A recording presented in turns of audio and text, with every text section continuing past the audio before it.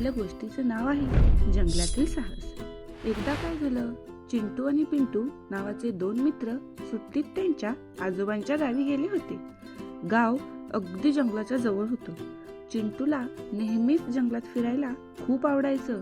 एक दिवस सकाळी चिंटू आणि पिंटू जंगलात फिरायला निघाले.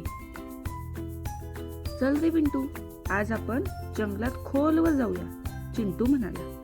पिंटू थोडा घाबरला, पण चिंटूच्या उत्साहापुढे तो नाही म्हणू शकला नाही. दोघेही जंगलात शिरले. झाडांची उंचच उंच रांग, पक्ष्यांचा किलबिलाट आणि थंडगार हवा त्यांना खूप आवडली. ते पुढे जात असताना त्यांना एक सुंदर फुलपाखरू दिसलं.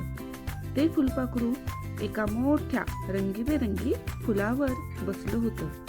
चिंटू आणि पिंटू त्या फुलपाखराच्या मागे धावू लागले. धावता धावता ते एका मोठ्या झाडाजवळ पोचले. त्या झाडाच्या ढोलीत त्यांना एक लहानसा पक्षी दिसला. पक्षी खूप घाबरलेला होता. त्याचे पंख दुखत होते. चिंटूने हळूच त्याला उचलले आणि पिंटूने त्याच्यासाठी थोडे पाणी आणले. हाताने मसाज केला. थोड्या वेळाने पक्षी बरा झाला आणि आनंदाने उडू गेला. चिंटू आणि पिंटू खूप आनंदित झाले. त्यांनी एका लहानशा जीवाला मदत केली होती. आता त्यांना घरी परतण्याची आठवण झाली, पण ते रस्ता विसरले होते. त्यांना थोडी भीती वाटली.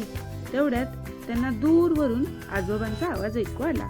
आजोबा त्यांना शोधत आले होते. आजोबांनी त्यांना पाहिले आणि विचारले, कुठे गेला होता तुम्ही दोघे? चिंटू आणि पिंटूने त्यांना पक्ष्याची गोष्ट सांगितली. आजोबांना त्यांचा फार अभिमान वाटला. त्यांनी मुलांना घरी आणले. त्या दिवसापासून चिंटू आणि पिंटू यांनी ठरवले की नेहमी गरजूंना मदत करावी. जंगलातील ते साहस त्यांना नेहमी लक्षात राहिलं. थँक्यू.